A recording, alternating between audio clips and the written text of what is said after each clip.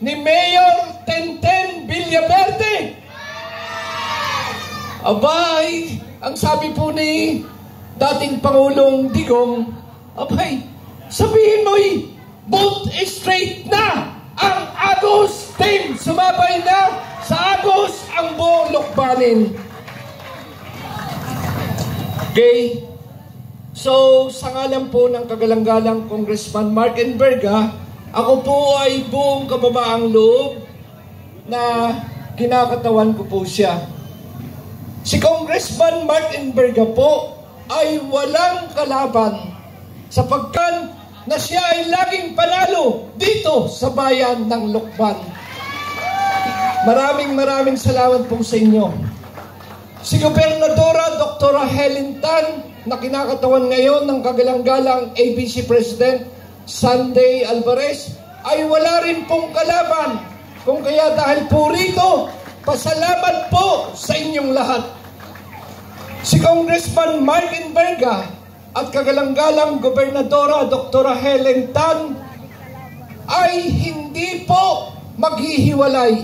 Sila po ay magkakampi ng bayan ng Lukban. Si Gobernadora Dr. Helen Tan at Congressman Mark Enverga ay magkakampi. At ang kakampi nila na susuportahan dito sa bayan ng Lukban, ang kakampi ay walang iba kung hindi ang Team Villaverde. Yay!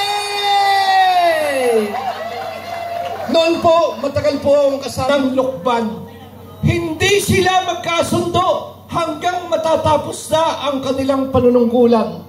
Pero, isang may pagmamalaki ni Congressman Mark ngayon at Gobernadora Dr. Helen Tan, nagkakaisa ang bayan ng Lukban sa pamamagitan ni Mayor Tenten Villaverde at Vice Mayor siya. Nasa atin pong harapan. Tayabas, ang siyudad ng Tayabas, ito po'y documented. Ano po? Ang siyudad po ng Tayabas ay may pagkaka 1.1 billion pesos. Pero ang bayan po ng Lukban, sa halip na may utang, ay sila po ay napagpatuloy pa ang napakagandang binuksang pamahalang bayan ng bayan ng Lukban.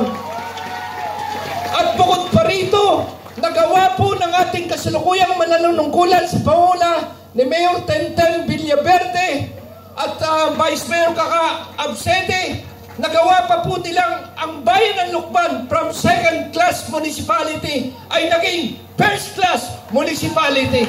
Yay! Ang bilin po ni Congressman Mark Enverga, iapila mo at sana po hihilingin po niya ito at darating tayo riyan. Personal po niyang hihilingin sa bayan ng Lukban kung maganda naman ang ginagawa ng mga nanungkulan simula Mayor, Vice Mayor at mga konsyales, bakit pa naman natin sila papalitan? Gusto ko lamang makita, tayo po'y magtayuan at magpalakpakan, mananatili po sila na sila po ang manunungkulan dito sa bayan ng Lukban. Bayan po ba kayo? Maraming salamat po.